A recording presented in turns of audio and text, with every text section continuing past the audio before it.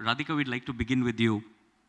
And if you could just tell us your feelings from a perspective of Capgemini. So while on the ability to hire women workforce, you have been able to, but when it comes to the gig economy part of it, what is your aspect as to how people perceive jobs in future? Because as we know, a generation before us, we always saw a lot of them turning around and saying, I started an employer with an assignment or a job, and I retired at that employer. By the time we come to us, our generation, we've at least had 5 or 6 changes in the kind of jobs that we do. I recently heard one of the person from the IT consulting background telling me that our next generation, which is going to be the young kids who are probably today studying and go to work tomorrow, will have about 25 assignments or jobs in a 40-year career. So the long service award is going to be probably given at 18 months and not at 10 years or 18 years. So what's your perspective from an IT industry and your thoughts around this? Absolutely.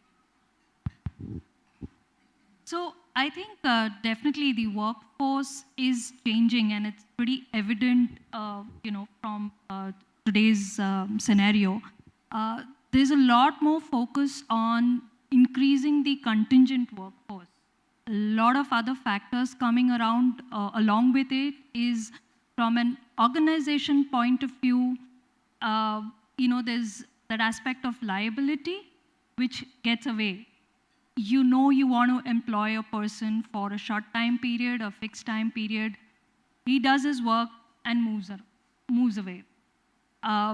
You're doing away with having the long-term liability of that. Coming from the supply side, I think the market is changing towards short-term employment. Like you rightly mentioned, I think even the organizations today are encouraging change in role rather than change in the job.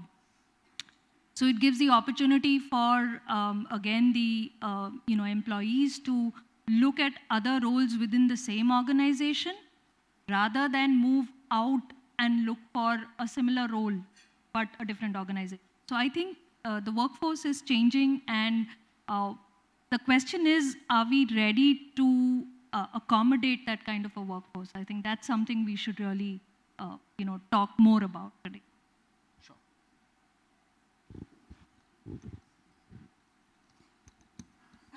So, Rani, would you like to add to what we've just heard from Radhika, in the sense that maturer organizations, which have had decades of experience behind them, and they've had processes and mechanisms to work in a certain manner, how are they evolving in this new age and new ways of doing things? And why I ask that question is, today we say the most valued e-commerce company, which probably sells millions of products every day, does not own even one patent for any of the products in any of the factories. But they are the largest sellers of most of those products. When we say that the largest of the taxi aggregator does not own even one cab anywhere in the world, but they have a small team which probably counts cash every day as to what generate in all the markets. When we look at the largest of the hotel companies, it doesn't own any hotels or rooms anymore. So how do you now in this new age mind that shift or that difference and bring it towards the organization and help your business leaders accept that new change? So Lohit, what we are saying here is the complete business models are changing. The environments are forcing the business models to change. And from what we heard from a brick and mortar kind of organizations, we are moving into virtual organizations. And this is also setting up its own set of challenges, coupled with the fact that the workforce that is coming in, right or wrong, is a very different kind of a workforce, which is more coming from an environment of abundance rather than an environment of scarcity, where the earlier generation or our generation also was in. And that is resulting into very different mindsets. The aspirations are completely different. where the aspiration earlier used to be of working with one employer or the government organizations or the organizations giving lots of perks, benefits or cash, is now moving into an environment where the generation is saying that I will work, I will make my money, maybe take a sabbatical, do what I feel, what I want to do, achieve, come back and work again. The question is that as organizations, where in one of the researches and the studies show the nature of the organizations that is coming in. So the nature, one of the feature of the organizations to come in is, it is called as nimble enterprises, where they will have to be, the organizations will have to be up on their feet all the time, and like an amoeba, keep adjusting to the different shapes that the organizations take. Question is, are we prepared internally to address these issues and this kind of nimbleness and the aspirations of the organizations? So that is something that we need to deliberate upon, and maybe as we move further, we would talk more about. Thank you.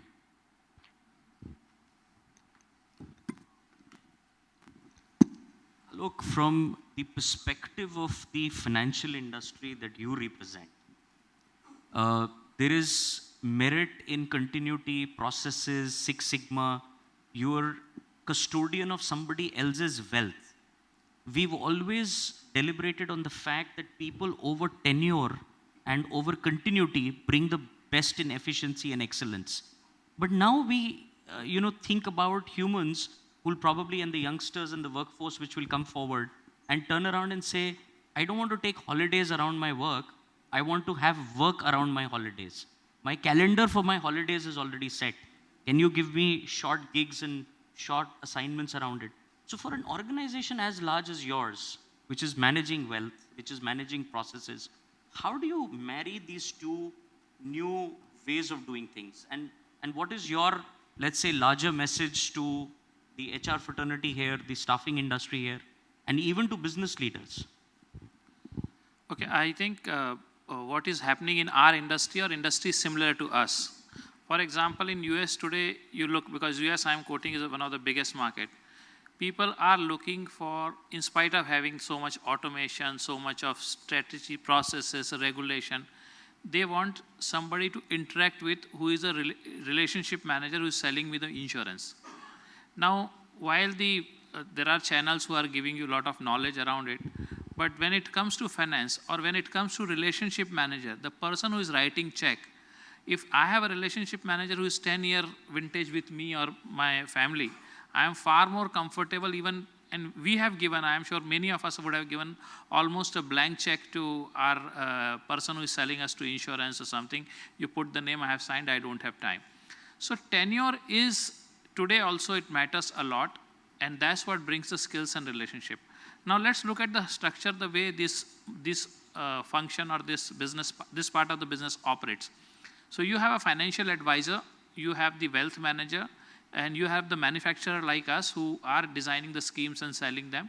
And then you have basically regulator and other people who are individually advising.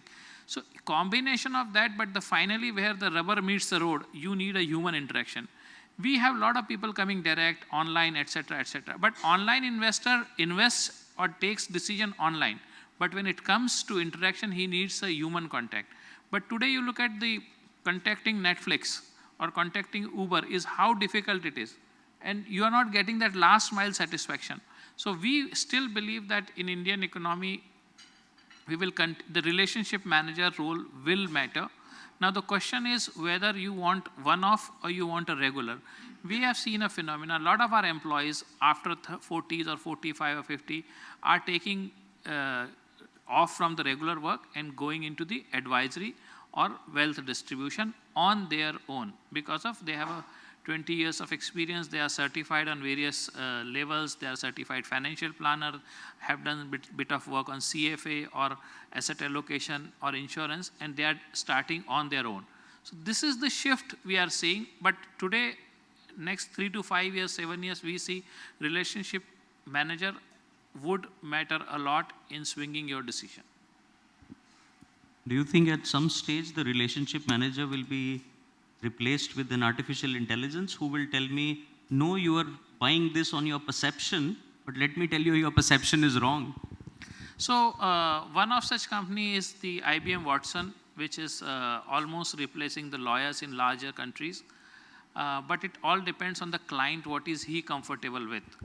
And we are now, if I have to rely on the, your question, we are then anticipating a scenario where the advisor is almost able to predict the market. If that happens, then all of us will be poor, not rich. Rajesh, while I did talking to Alok and asking that question, said that the most important thing that he does is manage most people's wealth in this room. But I think you do even one stage beyond that. Yes. You manage life itself. Life, right? health, yes. So unless we have health and unless we have life, there is no point having wealth, right? Right. How are you looking at this shift in terms of this gig economy, in terms of gigs that people are talking about, in terms of people wanting to do short burst of assignments, be available to multiple assignments at any given point of time, rather being married to one truth or one assignment for a long time? And for your industry, the learning itself is the longest. To become a doctor itself takes the highest number of years. Yeah. To continue in that profession takes the highest number. So how is your reading of this whole scenario? Right. Lohit, we are the largest healthcare in terms of diagnostic sphere. We are very distributed model. I mean, for the audience, I'll give an idea. We have more than 120 labs across India and Africa. We have a presence in Kenya, Ghana, Zambia, Mauritius, and Sri Lanka. Now, we have a global reference lab, one of the biggest, which receives the samples from across the world, I will say. Then we have regional reference lab. Then we have partner labs, at various cities. And then we have what we call a satellite labs. Now, 5,000 employees across are spread over. So we have two challenges. One is dealing with the millennials and dealing with first time those who are from the farmer background, who may be from the small town background, getting into the job for the very first time. Now, so there is a slight difference over it. Now, there is a workforce diversity because it's a need of our, as in the healthcare industry, as we have, there are a lot of women employees, and we have achieved 42% of our workforce is a woman employee. About 11% of our workforce is temporary staff or locum. We have 5 to 6% of our people who are part-time consultant, and I would say at least among them, at least 2% from the doing a kind of gig economy kind of work. They operate out of a laptop. There's no choice. Now, HR challenges is that we have to adopt the processes around them. First is to sensitize our people that diversity is important and you can't have a filtration, based on your own understanding. Because initially when I began, I saw that some of you might agree with me, that our HR staff itself are having a lot of biases while recruiting. If some requirement comes that this requirement is for the night shift or evening shift or late shift, then HOD instructs, no, we don't want women employees. Now, obviously, our HR recruiter ends up giving them only male-only economy. They may say that we don't want any disabled. This is a very rigorous work. We don't want differently abled people. So now, first of all, I had to sensitize our people that no, we cannot discriminate. We have to understand, we have two responsibilities. Yes, we have to answer HOD, but at larger, we are a part of the society. We are the part of India. We are also, I would say, have to understand the ethos of Bharat, which is a rural India, we should call. And the employees who speak different language, they may not be very proficient in English. They come from the different cultural background. So we have to integrate all these people. Now, how did we achieve this? We first amended our various contracts. If somebody wants 1 hour contract, we have done it. Somebody wants 2 hour contracts. Specifically, at the high end, some of the eminent doctors, they would say, no, I will come at your place only for 2 hours, do consultant. Also, we have to see that in a healthcare diagnostics fair, the technology has evolved tremendously. There is a thing called digital pathology. That means technicians will digitize the slides and doctors will see it on the screen. Now, if you want to have a reputed name in your company working, then I think you have to amend your contracts accordingly. So we have done that. We have not, got worried about what law says. 2,000 employees are, I would say, temporaries or locum. Many of the doctors have preferred more. They don't want PF, etc. They said, give us, consolidated retainership. So we have gone ahead and we have amended that. Only thing, some of the barriers comes, like night shift, there was a concern why we should employ woman employee. Then the law is that you require to have provide the home drop. Now I would say somewhere our law needs to get amended. It's because now it's something is left to CHROs like with us, whether to do it or not. I have taken a step and I said, don't worry about it. Let's employ women in the evening shift, late evening shift also. For disabled employees, we have tried to integrate people who have taken a break because of cancer. We are a healthcare industry, so we have to consider those facts. Somebody who had a TB and completely cured. We have taken people back even after 2 years, 4 years. I have sensitized our talent acquisition team. Just ignore the fact that they have a gaps in their biodata. Now somehow I have seen in every company, we have so many biases. We see any gap, no, just reject that candidature. We have simply not allowed that to happen. What I have told my staff, let's focus on what is a value proposition the candidate will bring it on our table in terms of competence and in terms of skill set.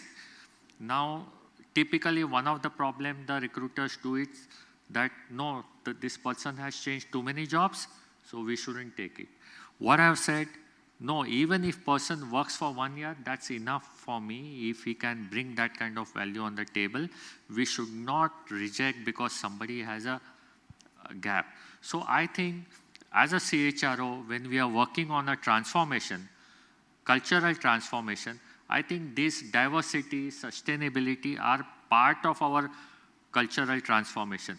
When we are preaching about our vision statement, mission statement, brand value, brand manifesto, then I think we have to sensitize not just HR staff, but we had gone ahead in each HOD, we have sensitized HODs, we have sensitized SBO heads, regional CEOs, that this is what is, as a healthcare company, we should be doing it.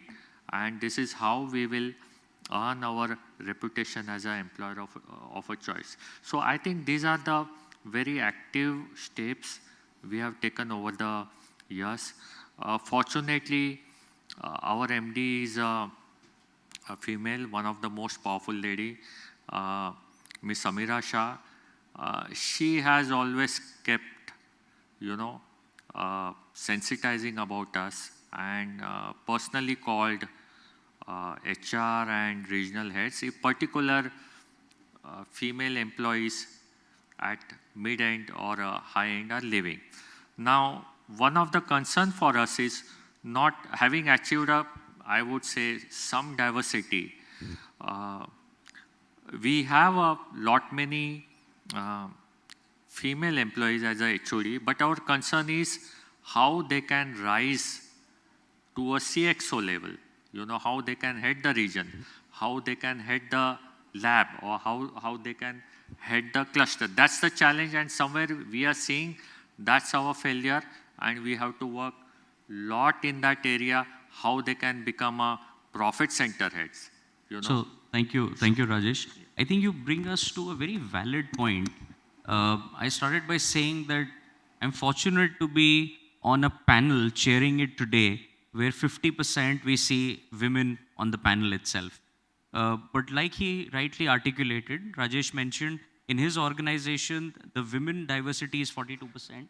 However, the challenge is how do women move upwards, and does that diversity continue to remain an aspirational number of at least 35 to 40%? And here I would like to hear from you, Rani, if you could just give us an idea as to how do you foster that growth upwards.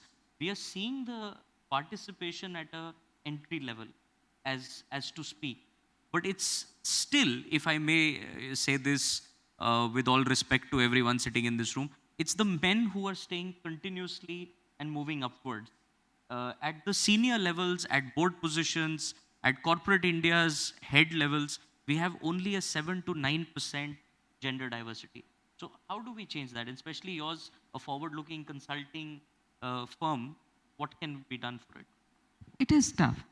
The reality is that it is difficult to sustain the leadership pipeline of the women as you move ahead.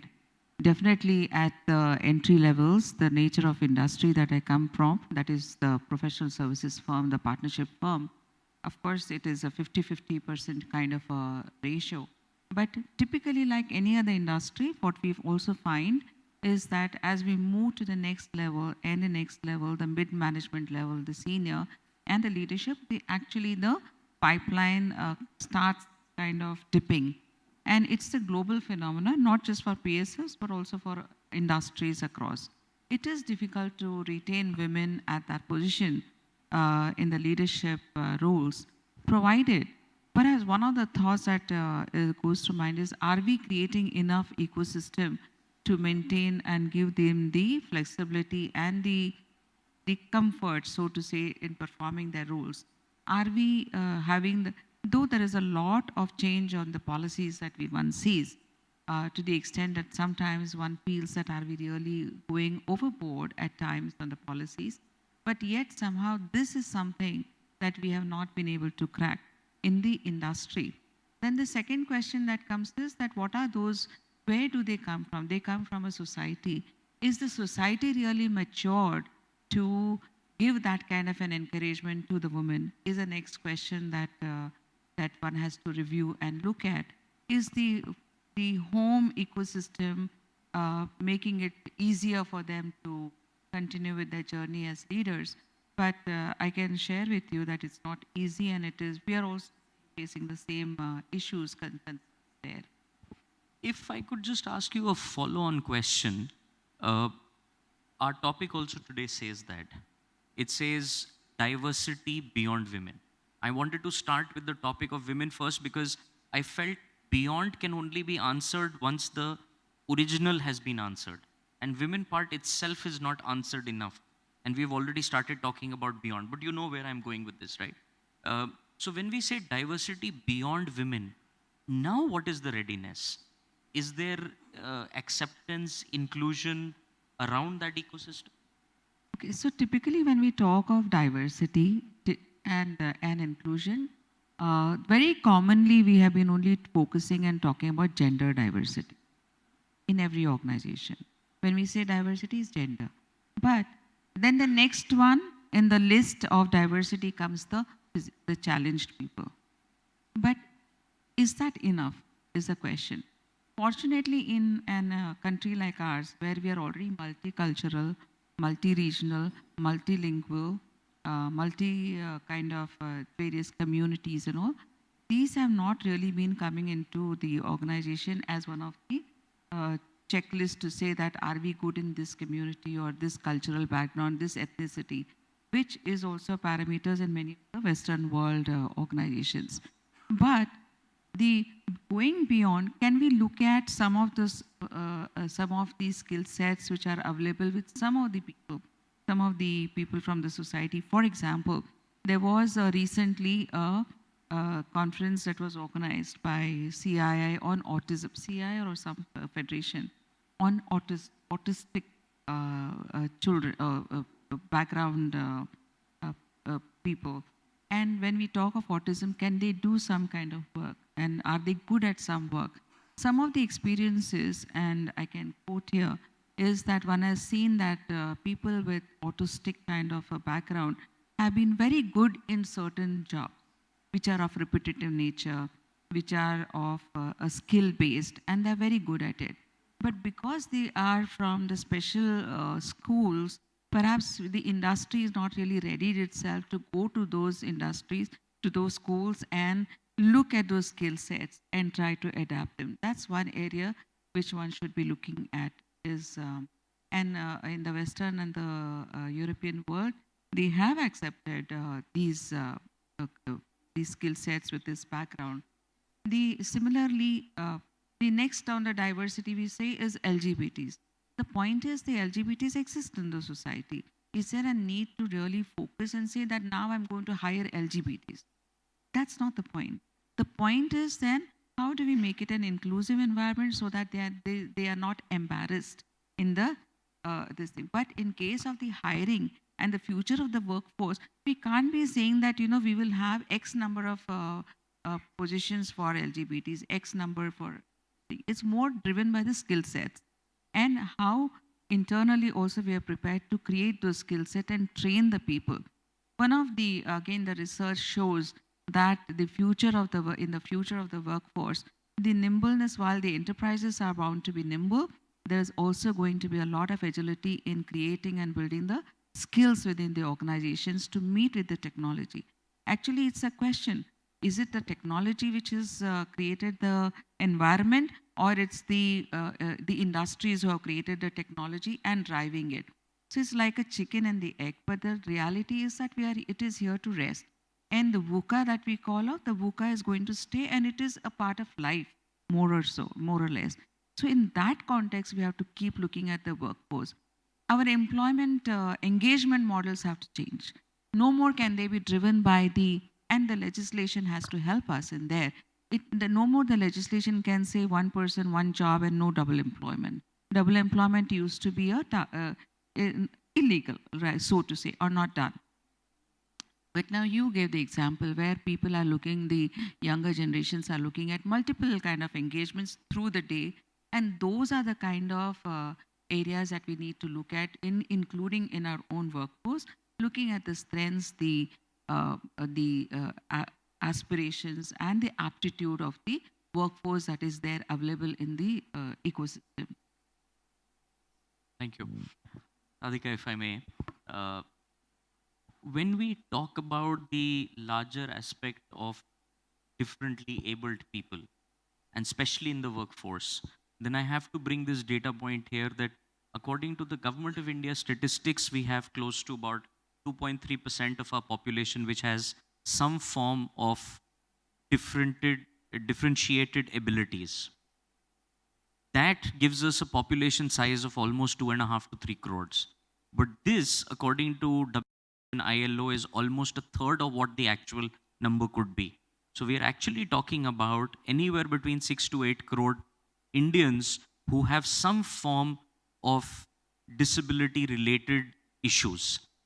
How much do you think, from a workplace point of view, have we come where this is becoming part of business understanding, and there are departments which are ready to accept that, or there are companies which are ready to train such people for the specific tasks that they can perform much better than probably somebody else?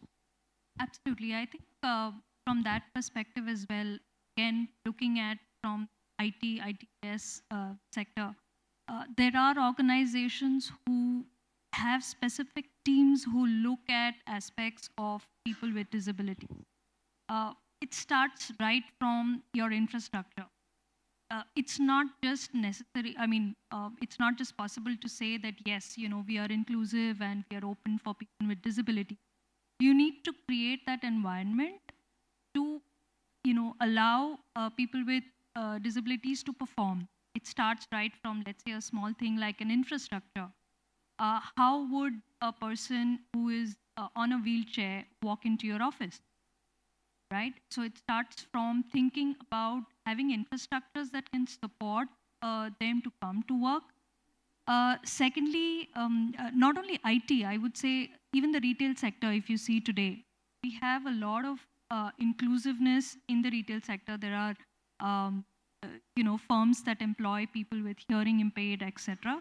And for the relevant jobs that they can perform. So I think the organizations definitely are looking at these aspects.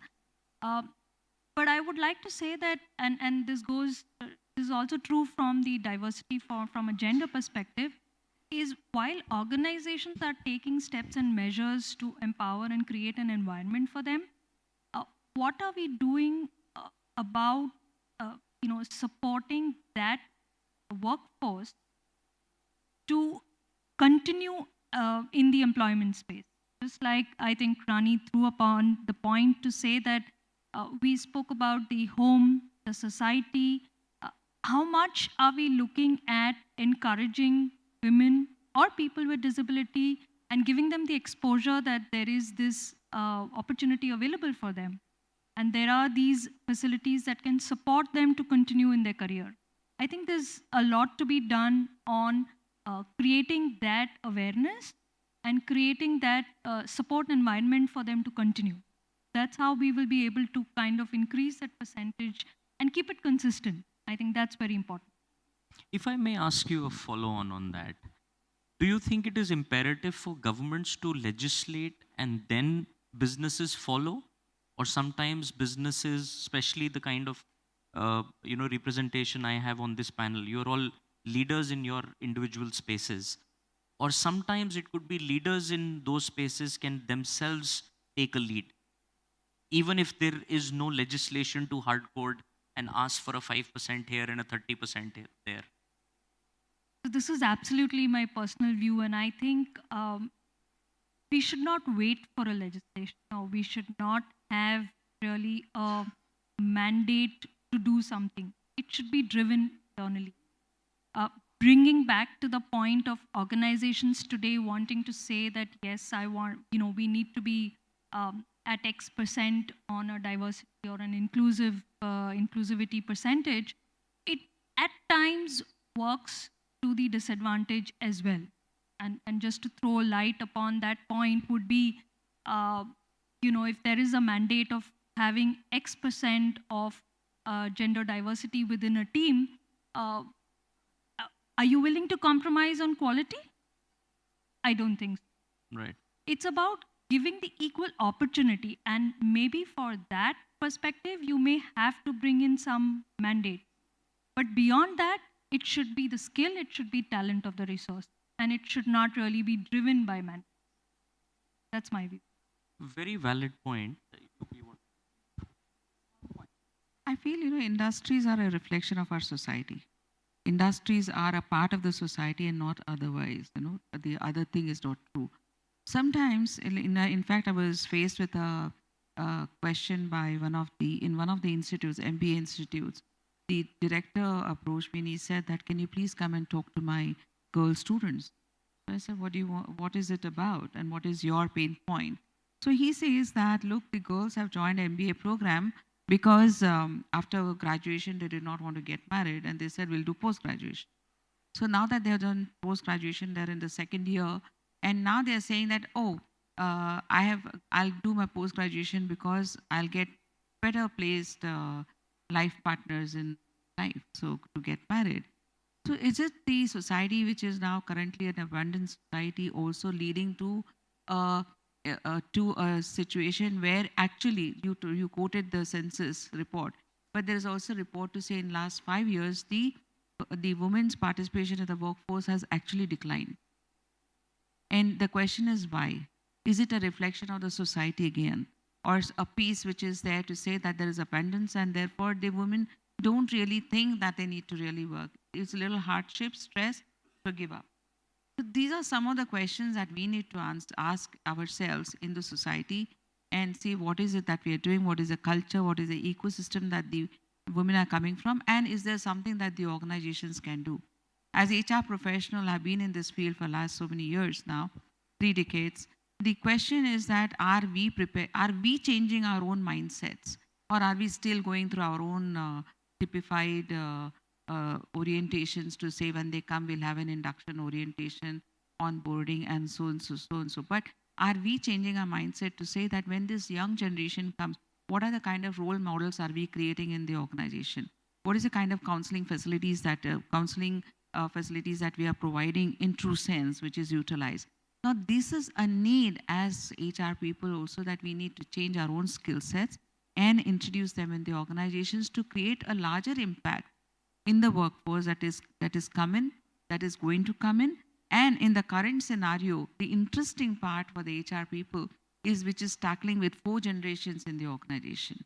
And over a period of time, it would change. But currently, the 4 generation itself is creating a lot of that stress in the system.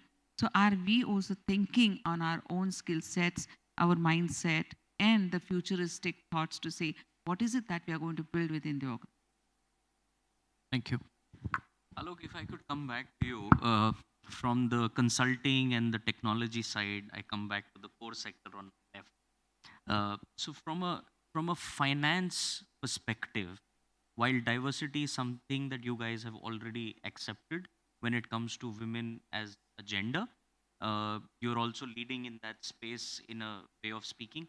But the larger question that we have today, which is differentiated abilities, as a core sector, as a financial sector, what is your thought around that, and how accommodating is it for you to resonate that message to your businesses and business leaders and convince them that this would still see ROI for them? Because at the end of the day, for finance, everything is ROI. Yeah, I think, but I must give the credit to a lot of business managers. It's not just I'm confining to or limiting to my organization. Most of the people are pretty level-headed and they acknowledge, and there's a sense of gratitude thanks to the last 10, 15 years of surge in ability to create wealth, that we need to give back to society. And when I say this, the first thing we need to do, whether it's a staffing firm or employers or search firms, how do we place the dignity for labor? Even today, whichever level you are, very few levels we have given the dignity to labor. I think the whole problem of diversity inclusion begins from the dignity of labor. What do you bring to the table? And do I gracefully accept it and reciprocate that? Is an employee number for me? Is a task, transaction and repetitive things to do? Or is he bringing some discretionary effort, some value add, and he will apply the due filters while delivering the job? And I will give you one simple example. In one of the case where I have observed, and this is something which I have personally observed, I was there in one of the organization's front desk, and there was a lady around 72-year-old, and time was about to end, and she required one document to be Xeroxed and given to fulfill her documentation, this thing. And the person dealing with the lady said, you bring immediately the Xerox, so that otherwise the time will be over. Now this 70-plus-year-old lady rushed to the Xerox machine outside somewhere, got the Xerox, paid whatever 1 to 4 rupees, and came back and given it. And the question I had is, if this person would have, applied some kind of mind and discretionary effort, the Xerox could have been done in his own organization. For 70-year-old, he could have made an exception to give 1-page Xerox and demonstrated an outstanding service, right? So do we get into the rut of transaction, or are we sensitized? I think these are some of the things which come before we even go and embark on the diversity and inclusion. If we treat human as human and not just a customer or an employee code, I think the whole world around us will change in its complexion. Well said. Rajesh, if I may come to you now. Right. One, what are your thoughts on the question that I asked on this side, that is it legislation which has to first be brought about, or is it organizations that can champion the cause?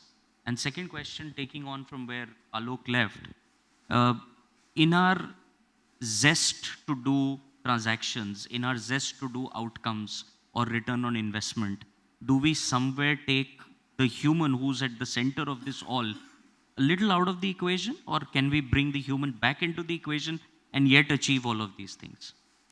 Right. We had initiated a very different approach to, this entire issue of diversity. Yes, coming to the point, legislation might be required and is required, but our findings are very different. We made a business case 2 months back, and which actually ended last month. I embarked on a huge productivity study across the manpower, across the 92 labs, because we have a central software called Attune, which is akin to your Bolt or NEC Access. Now we downloaded productivity data right from the reception, number of registrations done, number of breaks, number of blood samples collected, and they're distributed to each department, say microbiology, hematology, chemistry, and many other departments. And what was the day end, like tray in, tray out. And we captured all those data points and the general tag. And we studied across various categories, from doctors' productivity, number of authorization or reports they're generating, to technicians' productivity, team leaders' productivity, and front-end phlebotomist or receptionist who actually do our registrations. And our findings have been quite surprising. This was a study across 92 labs. So then for the apple-to-apple comparison, we filtered top 10 highly productive labs, where walk-ins are high, where the samples are high. So that means people do not have breathing time. They have to give the productivity. And the findings have been that wherever we have engaged differently able people, and thanks to our HOD doctors who have learned, and they always took these people as their protégé, and many of them are, women HODs, head of microbiology, head of hematology, and chief of labs, etc. They have integrated as a part of our, induction, buddy program, or, kind of 30, 60, 90 program, inducted well. But when we actually corroborated the studies, we found these differently able people. They come on time, they finish the work, and their productivity in terms of TAT, in terms of processing, is somewhere 15 to 30% higher than most of us across the department. Now, this is a clear business gain. This makes a clear, business case to hire more and more differently able people. Maybe life has not been easy to them. They understand value of job. They are more focused. They do their job. They take whatever minimum break. And just give us productivity. For us in any of the lab, it's a common sight. People walk with crutches, or, they have. So as far as our ergonomics is concerned, it's not much difficult. They have to sit on the table, see some of the slides through microscope or, screen, and, note the values, or, many of the processes are automated, but still they have to supervise and ensure that workflows within the department are linear, and any variances are reported fast. So they are very diligent, and that's our finding. So that makes a very strong business case. I can tell the audience here,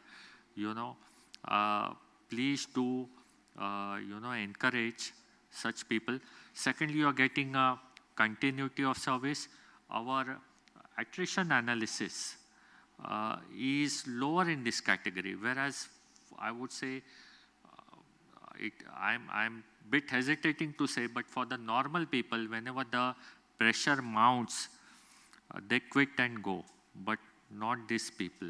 So again, so these people continue.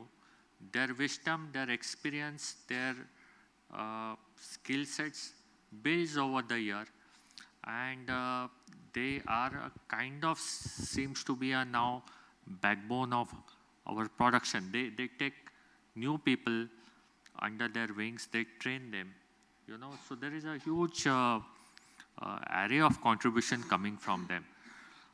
Apart from that, I think it may depend on the culture of each organization, but from HR side, I think we have to always encourage recruitment, induction of such people in the workforce, and it really made a wonder.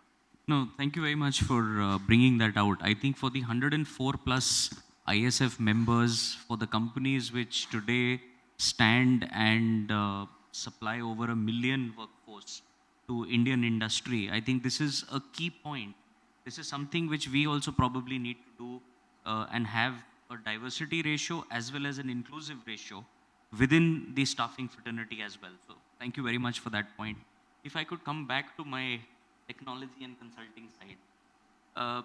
See, one of the things that we have seen in the last couple of years is definitely the advent of the new way of working, the gig economy, the gigs that we're talking about, the gig workforce that we're talking about. We started our discussion today also on that. But then there is a flip side to it. And the flip side is that when the labor laws have been written across the countries, it never kept this in mind. The labor law says, and you rightly mentioned, that there's nothing called a dual employment. People are today saying, I want to have 5 employments and I want to work for 12 hours. The labor law stipulates what is called the minimum wage the person should get. But the gigs may or may not give you minimum, but in a consolidated number of gigs that you do, you earn a lot more. The labor laws would say that you cannot have something called a minimum assignment period or a minimum hour period. But that's what the young workforce and the young industry is looking for. So how do we marry the two, especially when we see that none other than the French president probably might lose his job by trying to champion some of those causes, and for 3 weeks, Paris is almost like in a shutdown mode. So what's your thought on it? And then I'll come down to you and we'll take your thoughts on it. Rani, if you could start. Of our labor legislations, especially which are governing the service terms and conditions of the employees, they are very, very old. I mean, in 40s, 70s, the Performance, the Bonus Act, the Gratuity Act, Provident Fund Act, PF, EPF. So I think whilst these are also be there to take care of certain class of industries and the workers, which are also in the organized sector, because when we are in any discussion, we are only looking at the elite kind of industries. But we have to also recognize the fact that in our society, there also exists the not the elite kind of industries, but say a BD worker, BD industry, or the mining industry, where the workers do need that protection. At the same time, the government, if can make some legislations which are to match and map onto these kind of expectations and aspirations of the, so to say, the knowledge workers, or so to say now the workers who are wanting that agility and nimbleness, I think that would be a great move and a breakthrough as far as we are concerned. Would you like to add something to that, Radhika? Sure. I think I agree with what Rani mentioned, and so it's kind of catering to different sects of the the employees that we are talking about. And when we talk about corporates, I think there are different models that they are also looking for. I'm sure a lot of them have heard of fixed term employments that are coming into news right now, where you are actually fixing the term of, you're calling it an employment, but you're fixing the term. So there are ways and means that even corporates are looking at how to accommodate, the contingent workforce. And yes, these legislations, as we talk about the labor laws, statutory, etc., are required because I'm sure we don't want the employers to take disadvantage of the flexibility that's available to them. So while that is important, I think there's a lot to be done to accommodate, and that's where we said, are we ready to actually accept the contingent workforce and the gig workforce that we're talking about? So. Thank you. So we're kind of quickly running out of time because our topic was such which probably needed definitely more than an hour. Today morning when I was coming here, I was thinking, what is the one thing that can remain a constant? We always say that, change is the only constant. And today we might see, results which probably show us a lot of change. And then I thought that the topics that we are discussing today and the work that ISF does is probably the only constant. Because come what may, jobs and employment is not a topic that you will ever say no to. And jobs and employment is something which is at the core of humans.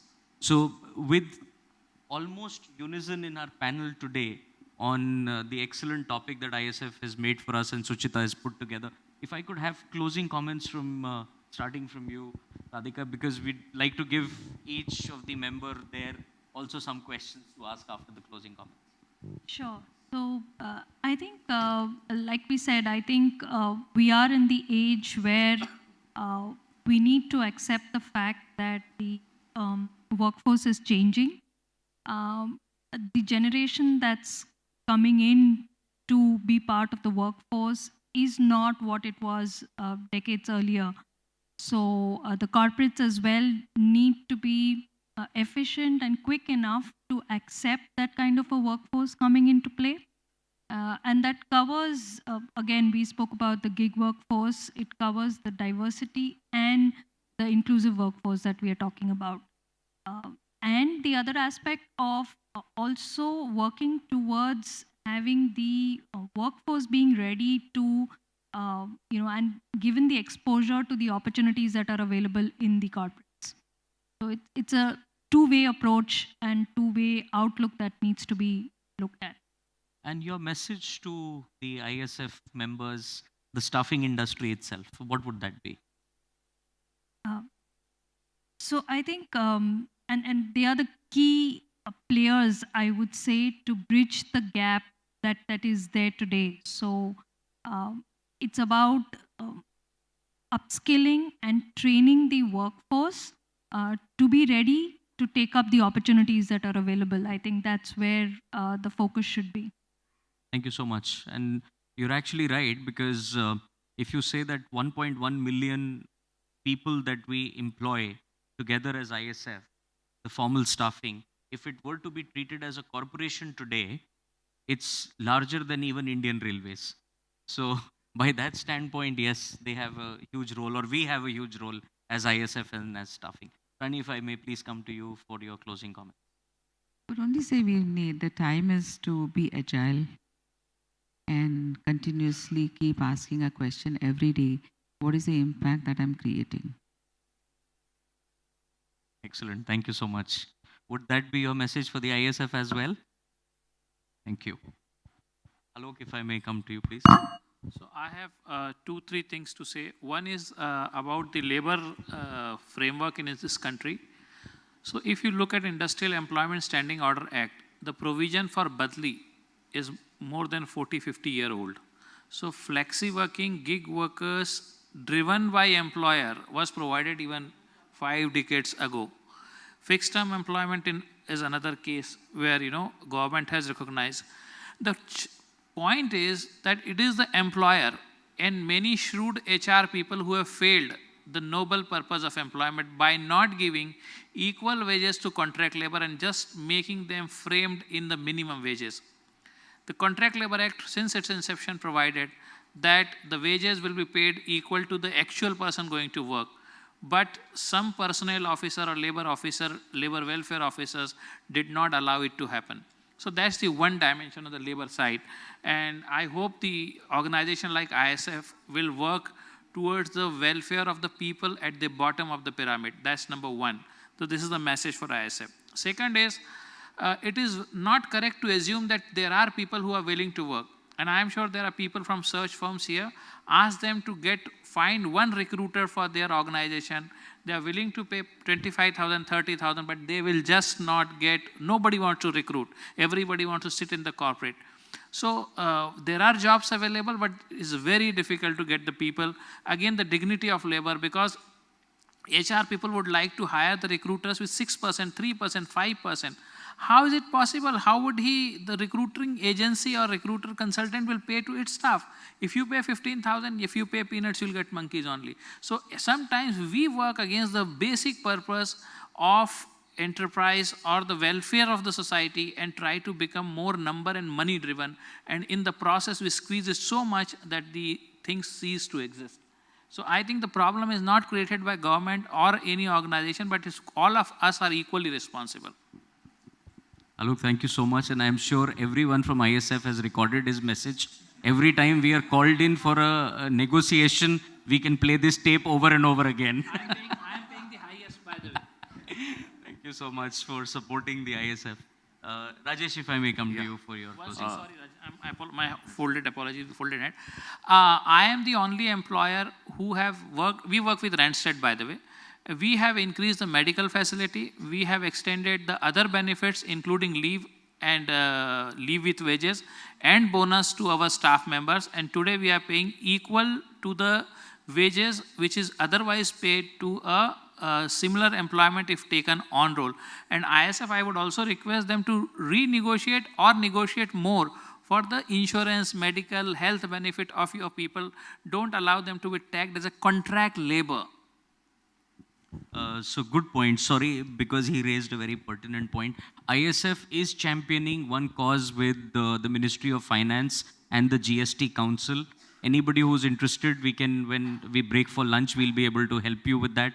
Suchita and a lot of members in Delhi have met the GST Council multiple number of times, because there is this issue that when we take an insurance for our associates who work for customers like all of you, that SENVAT credit is not given by the government. So we are talking to them that, while we want to have an inclusive society, we want to have everyone covered by insurance, the customer at the end of it cannot land up paying 18% twice. So that's a discussion which is already going on. Hopefully, with the next general election now around the corner, there'll be little more openness to accept some of things which help India and citizens of India. Rajesh, please. Yeah. One important point and message, or rather a caution to ISF members.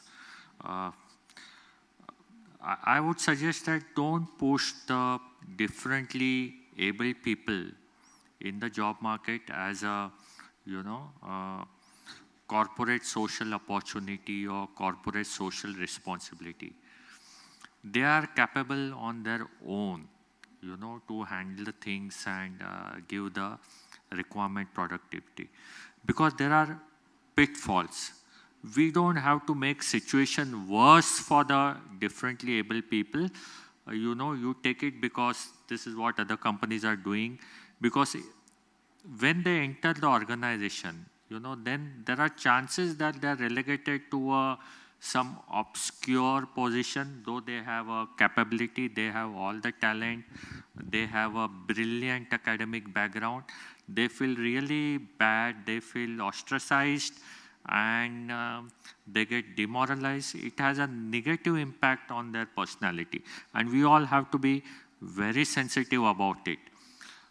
Secondly, that if we push them as a kind of corporate social responsibility sometimes our own HR down the line tag them as a in that some database flags as a corporate liability candidate. And when the layoff comes, downsizing comes, they are the first one to get hit. So these are the two dangers which we will have to be aware of it and push as a case for enhancing productivity and continuity and having a balance towards if you are having a high attrition numbers. I mean, that makes the business case. About the, I think, flexible timing, we are all into a fixed time contract. And I think as far as I see, things are moving towards hourly contract. Please make it. Nothing prohibits. We don't have to fear of the labor law. Labor laws and inspectorates, even the commissioners are very understanding and considerate. They will intervene if we are somewhere compromising the payment-related labor laws, be it minimum wages, be it payment of wages cases, or bonus act or graduate act. Other things, if you explain them, I think they are quite considerate, and not only that, they are very supportive to those ideas. Thank you, Rajesh. With that, we are at an end of our panel discussion. I would like to open the house for about 5 minutes for some questions. We can only take one question, sorry. Only one. Then, okay, Suchita, if you permit to. I humbly request the questions to be addressed during the lunchtime because we are almost quite late into the lunchtime. So maybe 1 or 2 questions at max, and then I request the audience to So we'll obviously take one question from Yadavji himself, and then we'll go to the table right behind him for the second one. If you need a mic here.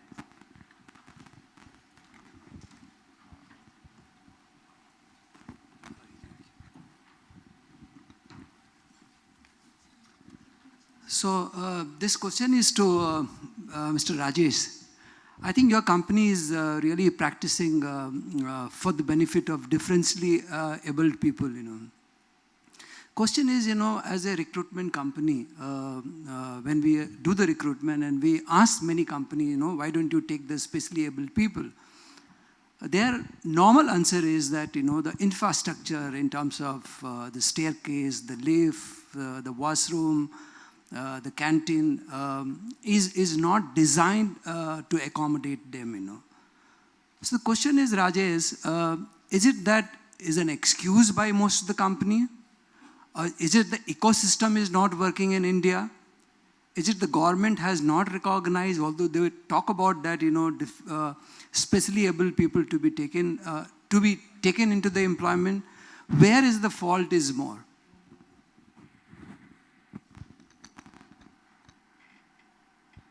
As I see, we have found that is not a hindrance or barrier. We just didn't think about it. I mean, because we are mostly in the rented places. So whatever has been available in some places, wherever there are new buildings or infrastructure is there, such facilities for the differently able people are there.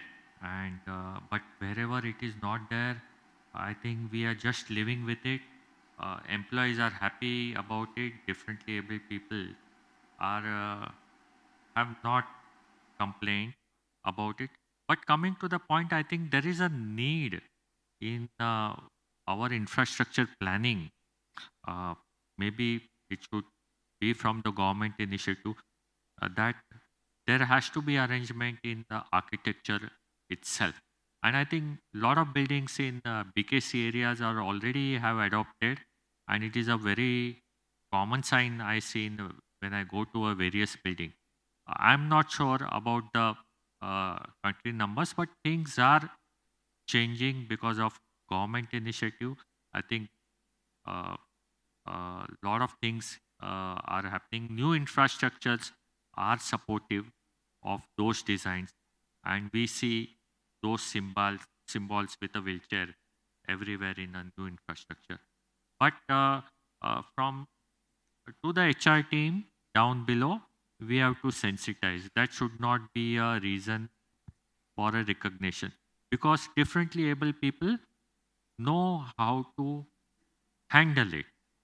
what we have to think beyond, see, I'll give you one example that in Africa, one of our employee got detected with HIV positive.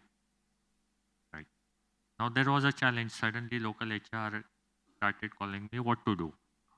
Now I did consult the chief of lab. We did place him in a back office because HIV today is a controllable, like a diabetes. And we know behind that there was a noble thought.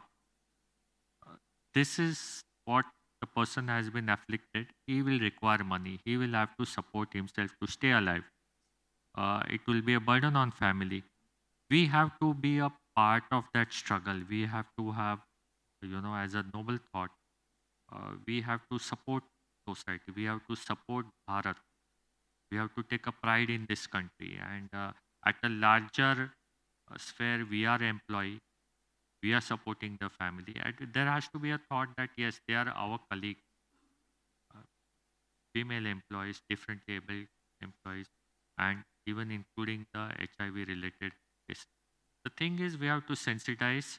Fortunately, HOD was supportive, but how can we make this point as a part of a slide presentation, part of the cultural transformation when we present those, make a presentation on a transformation and change management across various offices. That should be a part of it. One question from that table. We'll be able to take one more question, please. I'll make it fast. I think Rani, you had touched upon a point saying that HR from an internal organization is becoming a little mundane. When I say it's mere like a check in a box where a recruitment is done, immediately they're thrusted into an onboarding, and immediately you move into the paperwork, and then you're inducted into the business. My question is, all of you eminent leaders spoke about change management and changing this methodology and being a little proactive. But we still sense there is a lopsided effect in the market. You have some organizations who want to treat mere HR as a support system and not beyond that, and somebody coming and saying no. On the other hand, we talk about artificial intelligence, which is the topic that I'm going to touch upon post-lunch. So how do we balance this out? HR being just a support system and HR being an integral part of the organization. So your question is in context of our organization, your organization, or in general, because I've been interacting with most of the leaders. Some of them come back saying, we just want HR to do recruitment and that's about it. And then some who come and say, we want HR to do consulting and much more than that. I'm saying, how do we all travel together in this race? So one thing is there, what you say is also a reality, it's a truth. It is driven by the leadership and what the leader wants to do within the organization. But at some point in time, my personal belief, having spent couple of decades in this profession and across different industries, having worked in organizations where there were very, very leaders who were visionaries, worked with leaders who were not really visionaries. But what also helps is, as HR professionals, one, we ourselves need to be understanding our role, going beyond what is that kind of the conventional role. Second is, are we able to communicate and put across our point of view effectively to the leadership? Ultimately, the truth is that, yes, when the leadership accepts there is a buy-in, the change and the transformation will take place. That also is true. But should it mean that we don't put across our point of view? Does it mean that we should not be taking the best practices and saying, look, these are some of the practices, and creating a business case? Ultimately, what will go well is the business case creation of it. An example, which I'm just mentioning. For example, when you're setting up a customer service cell, where it's only calls to be made, calls to be taken, I've known of some organizations who have gone in for the physically challenged people because there it's only talking on the phone. Can we bring in these concepts out there and persistently taking it forward? Are some of the ways to do it, but yes, There would be limitations also because it's the leadership who would drive it. But my feel is that we should also try. Thank you, Rani. We'd like to call this session a close. I'm really sorry. We will have the panelists for lunch if you would want to have a one-on-one, because Suchita is smilingly looking at me. So Radhika, thank you very much. Rani, thank you very much. Alok, Rajesh, great topic and a great enthusiastic response from each one of them. In all the challenges of a business day like today, they've made it here and they've allowed us to give me a 50-50 panel on gender diversity, which is very, very rare to happen. So thank you very much. Thank you, Lohit, and thank you, panelists. May I request you to kindly be on the stage for a couple more minutes because one is a photograph. Sincere apologies, video has a presentation to do right now, but if you allow me, can we just do it right after lunch, if that is okay with everybody? And I hope to see you all back after lunch, but for a few more minutes, we need your time.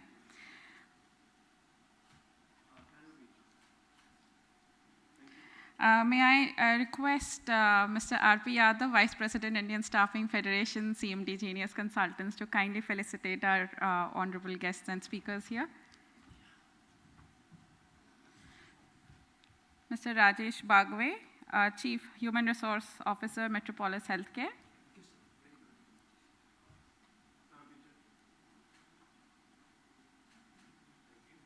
Mr. Alok Sheopurkar, Executive Vice President and Head HR, HDFC Asset Management.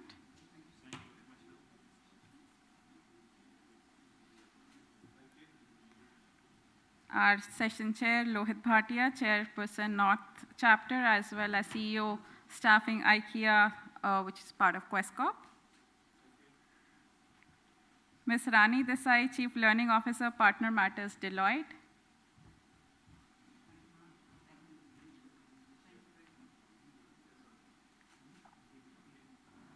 Ms. Radhika Salunkhe, Procurement Lead Asia, External Resources, Capgemini.